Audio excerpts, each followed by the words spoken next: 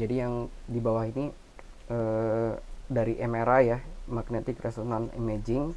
Kita tahu harganya mahal sekali ya, tapi dapat gambar yang sangat akurat ya untuk teknologi industri kesehatan yang modern ini sesuatu yang sangat standar.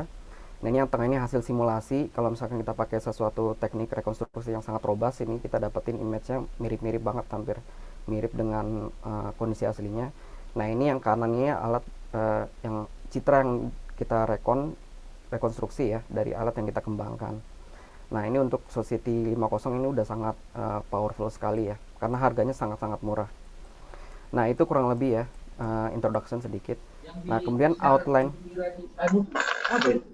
Nah kenapa? Oh sorry. Dan ini outline yang mau saya sampaikan pada presentasi hari ini. Ada 10 bagian, mudah-mudahan cukup waktunya karena maksimal katanya 20 menit ya. Tapi mudah-mudahan bisa tercakup semuanya.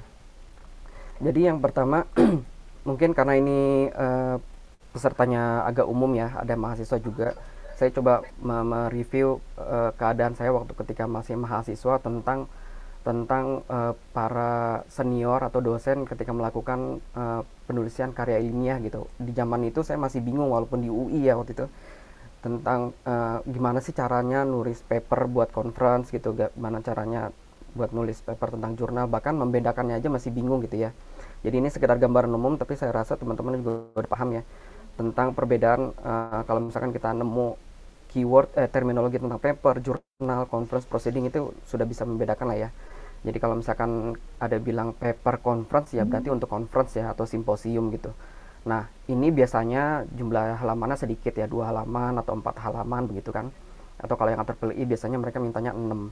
Cuman kalau untuk yang simposium yang conference-nya sangat fokus ya pada bidang tertentu, mereka paling banyak cuma 2 halaman doang. Karena mereka mikir ya simposium atau conference itu kan cuma ajang silaturahmi ya. Atau misalnya kalau dulu sebelum COVID tuh pengennya jalan-jalan modus aja gitu sebetulnya.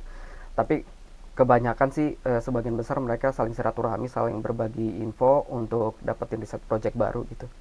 Nah, ketika udah dipresentasikan biasanya ada semacam kesempatan untuk di extend ya, namanya extended paper atau full paper. Nah, ini biasanya masuk ke dalam sebuah jurnal disebutnya. Kurang lebih begitulah.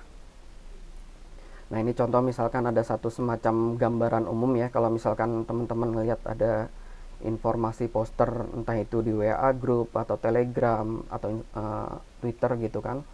Jadi kita secara sekilas bisa tahu nih, oh ini call paper untuk conference atau call paper untuk special issue gitu ya. Jadi nanti ketika kita memasukkan paper ke sini kita harus tahu dulu, nanti baru kita bisa memodifikasi paper kita mau kontennya, substansinya itu seperti apa gitu.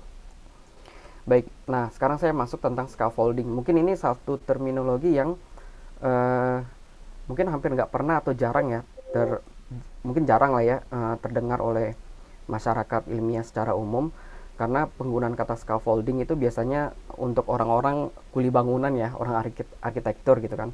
Jadi kalau misalnya kita lihat nih di sini ada sebuah scaffolding atau perancah bahasa Indonesianya atau kerangka ya atau framework mirip-mirip lah ya, yang biasa dipakai untuk membantu orang merenovasi bangunan ya atau membuat sebuah bangunan.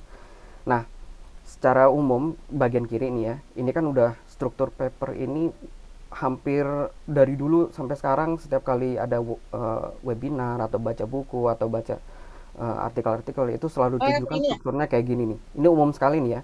Dari mulai title, abstrak, introduction dan sebagainya ini secara umum gambarannya seperti ini. Nah, kenapa bentuknya kok mengerucut begini? Ini mengerucut begini bukan berarti karena panjang katanya ini lebih pendek dari yang di atas ya. Tapi maksudnya pembahasan atau penjelasan yang mau kita sampaikan itu topiknya lebih mengerucut ya, lebih fokus ke dalam sesuatu yang ingin kita sampaikan gitu. Nah, ketika kita melihat ini, mungkin kita mikir ternyata nulis paper gitu doang ya, gampang nih strukturnya kayak begini, saya sih bisa aja gitu ya. Tetapi ketika kita mencoba nulis mulai gitu, ngetik dan lain sebagainya, itu nulis kata-katanya tuh nggak gampang ternyata. Nah, biar gampang, makanya pakailah metode scaffold ya. Jadi di scaffolding, kita melihat kerangka-kerangka terkecilnya ya dari masing-masing struktur ini. Jadi masing-masing section ini itu ada strukturnya lagi gitu. Nah, sekarang analoginya kalau di dalam scaffolding ini ya, yang kanan ini, itu kalau kita zoom bawah ini ya, itu kan nggak hanya terdiri dari satu batang ya, tapi juga